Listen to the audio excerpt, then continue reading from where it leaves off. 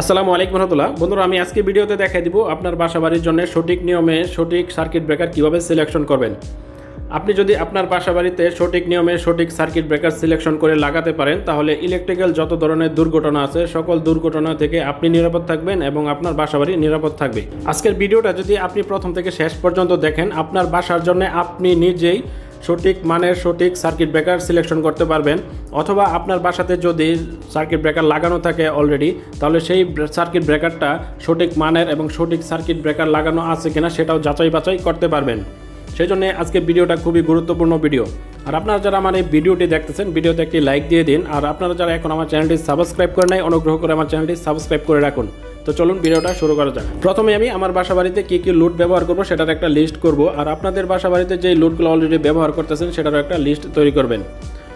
তো আমি যেই ইলেকট্রিক্যাল লিস্টগুলো তৈরি করব, এটা ম্যাক্সিমাম বাসাবাড়িতেই যেই প্রতিদিন ব্যবহার করে সেই লিস্টটাই তৈরি করব। আপনার বাসাবাড়িতে এর থেকে কমও থাকতে পারে, বেশিও থাকতে পারে।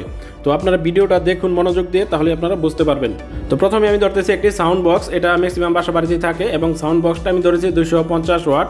তো আমি এখানে যে ওয়াটগুলো ধরবো, এটা মিডিয়াম পর্যায়ের যেই ওয়াটগুলো রয়েছে সেই ওয়াটগুলোই ধরবো, একবারে হাই অথবা একবারে লো ধরবো না। তো মিডিয়াম পর্যায়ে যেই ওয়াটগুলো রয়েছে সেটি আমি ধরবো।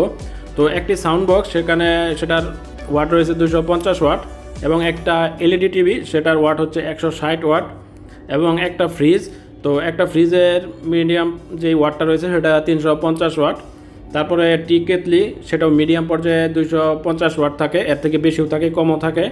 তারপরে লাইট 30 ওয়াটের ধরছি আমি, এখানে 30 ওয়াটের লাইট, টোটাল 5টা লাইট। তো 5টা লাইট 30 ওয়াটের 150 ওয়াট। তারপরে ফ্যান 80 ওয়াট, এখানে আমি ফ্যান 4টা ধরতেছি। তো 80 ওয়াটের 4টা ফ্যানে আসতেছে আপনার 320 ওয়াট, এবং একটি ইলেকট্রিক আয়রন। তো আয়রনটা আমি ধরতেছি 750 ওয়াট, এর থেকে বেশিও থাকে ওয়াট, কমও থাকে। তো আমি এখানে মিডিয়াম পর্যায়ের যে ওয়াটগুলো সেটাই ধরছি। তারপরে আমি এখানে সবগুলো ওয়াট একসাথে যোগ করে নিব। তো আমি সবগুলো ওয়াট একসাথে যোগ করতেছি। এখানে যোগ করার পরে আসতেছে 2530 ওয়াট।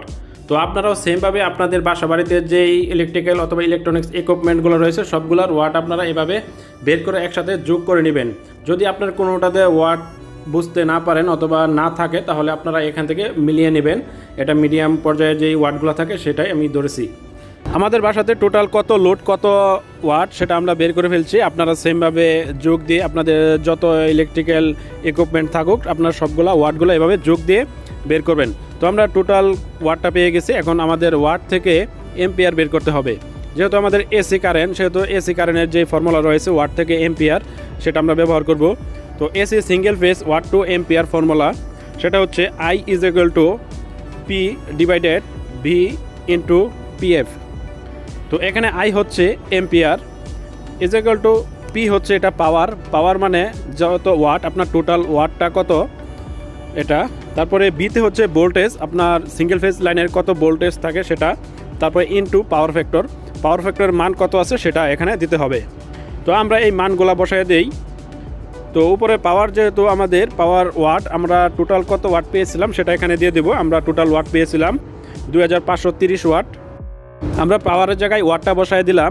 এখন আমাদের বিতে ভোল্টেজের জায়গায় আমাদের সিঙ্গেল ফেজ লাইনের ভোল্টেজ কত থাকে সেটা আমরা বসায় দেবো। আমি 220 ভোল্ট দিয়ে দিচ্ছি। তারপরে ইনটু পাওয়ার ফ্যাক্টরের মান আপনার যত থাকবে তত দিয়ে দেবেন। আমি 1 দিয়ে দিচ্ছি। 1 হচ্ছে সর্বোচ্চ, আপনার নিচেও থাকতে পারে।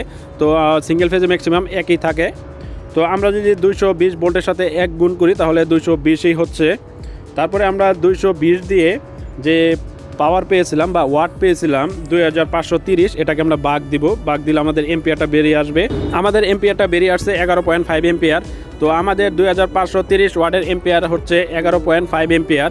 তো আপনারা এভাবে কিন্তু ওয়াট থেকে এম্পিয়ার বের করতে পারবেন। আপনারা যদি এম্পিয়ার থেকে ওয়াট অথবা ওয়াট থেকে এম্পিয়ার এসি ডিসি অথবা সিঙ্গেল ফেজ 3 ফেজের লাইনের বের করতে চান, তাহলে পূর্বে আমার একটা ভিডিও আপলোড করা আছে, আপনারা সেই ভিডিওটা দেখলে খুব সহজে কিন্তু বের করতে পারবেন। এবং ভিডিওটা আমি লিঙ্ক ডিসক্রিপশনে দিয়ে দিব এবং আই বাটনে দিয়ে দিব, আপনারা সেই ভিডিওটা দেখে আসবেন।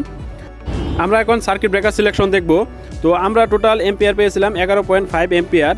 তো এটার সাথে আমাদের 25% এক্সট্রা যোগ করে দিতে হবে, তাহলে যত এম্পিয়ার আসবে সেই মানের আপনার সার্কিট ব্রেকার ব্যবহার করতে হবে। অথবা আপনি যদি প্রথমেই ওয়াটের সাথে 25% এক্সট্রা ওয়াট যোগ করে দেন, তখন কিন্তু এম্পিয়ারের সাথে যোগ করার প্রয়োজন নেই। তো আমি ওয়াটের সাথে যোগ না করে আমি এম্পিয়ারের সাথে 25% এক্সট্রা যোগ করে দিচ্ছি। 25% এক্সট্রা যোগ করার পরে টোটাল আমাদের এম্পিয়ার আসতেছে 14.375 এম্পিয়ার। তো 14.375 এম্পিয়ার এই মানের যেহেতু সার্কিট ব্রেকার নেই, সেহেতু আমরা এখানে ব্যবহার করব 16 এম্পিয়ারের MCB DP type C circuit breaker.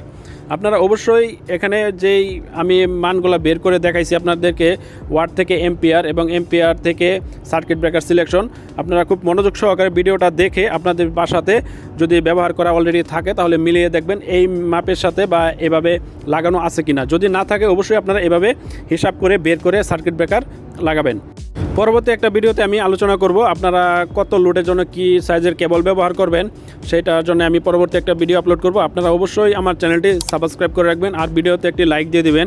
আর আপনাদের যদি কোনো প্রকার প্রশ্ন থাকে তাহলে আমার কমেন্টে জানাবেন, আমি সাথে সাথে রিপ্লাই দেওয়ার চেষ্টা করব। আর ভিডিওতে যদি কোনো প্রকার ভুলভ্রান্তি হয়ে থাকে তাহলে সেটাও আমাকে জানাবেন, আমি সংশোধন করে নিব। তো ভিডিওটা আজকের মতো এই পর্যন্ত। সকলকে অসংখ্য ধন্যবাদ।